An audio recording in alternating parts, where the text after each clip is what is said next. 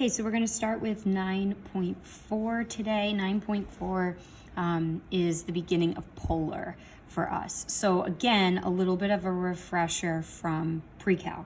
A lot of this stuff involving polar before we talk about derivatives is all stuff that you should probably know. I'm going to put this, a copy of this paper, this exact thing on the Canvas calendar for you if you want to print that out. But it basically just goes through your common polar graphs. It's one of those things where if you are more knowledgeable about the graphs without a calculator, you're better off. Could I take the AP exam and not really know what these graphs look like off the top of my head and still potentially do really well? Yes. So it's kind of like a coin flip. Like, is this something that I really want to dedicate a lot of time to? I would just make sure you have a general understanding. You should know basically just the difference between, is it going to have an odd number of petals? Like how many petals does the rose have? You should know that. You should have a general sense of what the graph will look like. But for the most part, you might be provided with a polar graph, or you really don't need to know what the graph looks like because you could do a lot of stuff just setting things equal to 0 and so on. So again, this will be on the Canvas calendar for you. You can take a look at that to just kind of go over and review some of your polar graphs.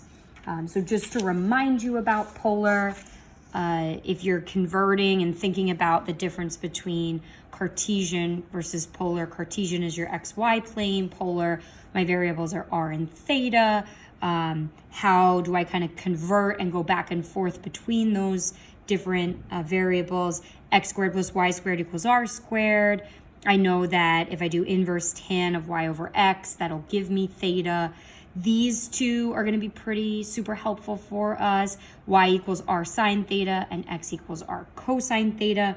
And you can see that when we start to talk about derivatives, which again is the beginning of the calculus aspect for us, you can see where those formulas are already super helpful. So essentially you're going to be given a function r of theta, and you can see that in the next example. So here's my function, r equals sine 3 theta.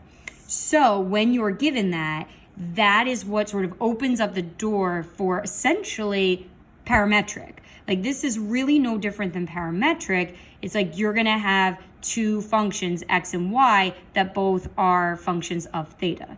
So it's very similar, and you can see your derivative looks very much like your parametric derivative. There's just thetas where there used to be t's. So there's a lot of parallels, no pun intended. I know you miss my puns. But there's a lot of parallels between polar and parametric, and that's why they're in the same chapter. So at first glance, you're like, oh, they're so different. That's so random. Why would they be in the same chapter? It's almost like polar is just a version of parametric. It's a type. It's theta as a t instead of, some other letter. So if I have x equals r cosine theta and y equals r sine theta, and then I'm given this function r, what you're going to find is that you're just going to take that function r and stick it in front of cosine theta, and that's your x equation. You're going to take that function r, you're going to stick it in front of sine theta, and there's your y equation. And again, for my derivative, I just have dy d theta over dx d theta. So let's go through a pretty straightforward example for the derivative, and then we'll look at something a little bit more complicated, talking about horizontal tangent lines, because that was definitely very involved when we did it with parametric. So if I take my first example here, I want to find the slope of the tangent line. Here's my function r, like I said, so that's your f of theta that we're using. At theta equals pi over 4. So first thing I want to do is just make sure you're good to graph in polar, because that's something we haven't done yet. So mode, and instead of function, not parametric, not sequence, that was chapter 8, I'm in polar. And if I go to y equals, you'll see that you have r equals, r equals, r equals. So here's my 3 sine theta. Notice when you're in polar, and you go to call on that function button, everything pops up as a theta. I go to graph, You know, it's not very zoomed in. Maybe I want to zoom in and get a better picture. So I see it's the 3-leaf rose. Again, I should have maybe known that before I started the problem. The better I can predict and sort of have an understanding of the graph beforehand, you know, the better I will be at doing the problem, although I can probably get away with not knowing much about the graph to begin with. So I want to find the slope of the tangent line at pi over 4. So, you know, a couple things here. I'm doing my derivative, so I'm going to first want to generate my functions. So again, for your x and y functions, you're just sticking this r function in front of cosine and sine. So x would just be sine 3 theta cosine theta, and y would just be sine 3 theta sine theta. So in terms of building my equations, it's not very difficult. Finding my derivatives might be a little bit more complicated. Again, I want to make sure that I put y over x, so I'm actually going to find y prime first, and then I'll do x prime so that I set up that fraction properly. So when I go to take my derivatives, great refresher, right? We have some product rule. So I'm doing y here, so I'm focusing in on that y. I'm going to ignore x for right now. So I have derivative of the first is going to be a chain rule. So derivative of sine is cosine, but times 3. So derivative of the first, 3 cosine 3 theta times the second as it is, plus the derivative of the second is just going to be cosine theta times the first as it is. X prime, I'm taking this, and then I'm again doing product rule, and I have a little bit of chain rule in there. So derivative of the first is my 3 cosine 3 theta times the second as it is, plus derivative of the second is cosine. So derivative of the second, so I'm going to have minus sine theta times the first as it is.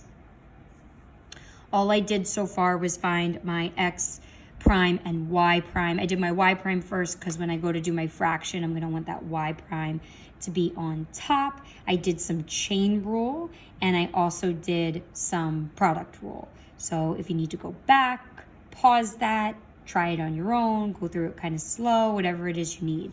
So dy dx then, and again, I've set this up so that I'm literally just copying it one on top of the other.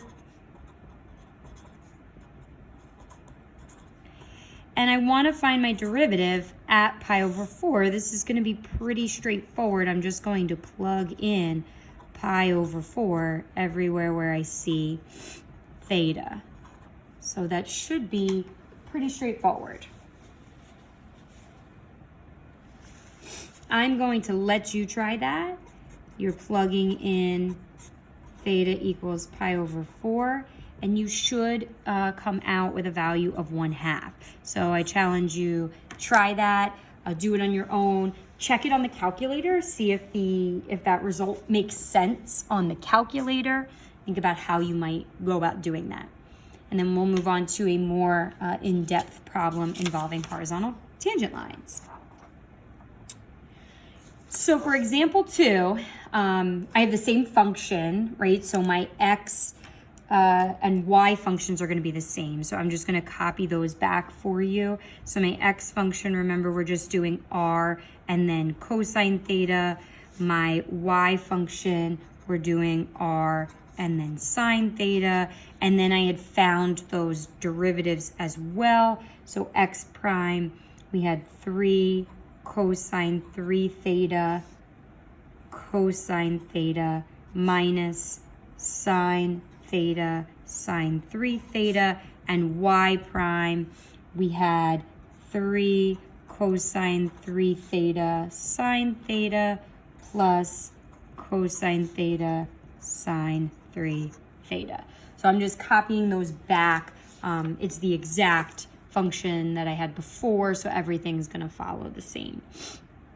But I want to know where my horizontal tangent lines are. So if I think back to the derivative, and again, horizontal tangent line, well, when is that going to happen? So the horizontal tangent lines are going to happen, horizontal line, slope is 0, when the top part equals 0, but the bottom part does not. So I want y prime to equal 0, but not x prime. X prime shouldn't equal 0, it'll equal something else. So I want to take a look at my y prime, which I have right here. And I want to see where it equals 0. So this is a doozy. So I'm going to write it down. I want you to think about how we're going to figure out where this equals 0, because I can't imagine that I'm going to be solving this by hand. It's not going to look good, that's for sure. So I want to be able to use the calculator to do this. Now, this is where it's kind of tricky, because what I'm about to do, you're like, well, this is polar, everything's polar, this is 9.4, polar, polar, polar. But if I want to just see where something equals 0, and this is kind of interesting to think about, I actually want to just be back in my function mode. And I'm going to graph this as a function. So 3 cosine 3, again, that's just my variable button. It doesn't really matter what it says there.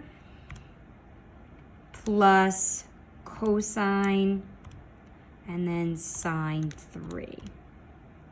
And I'm going to graph that.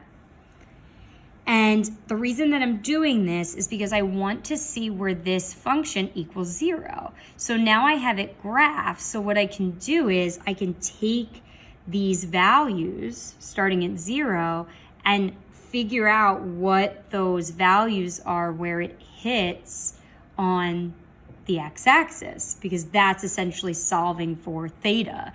It's when does this function equal 0 for what values of theta. So it's almost like I'm replacing theta with an x.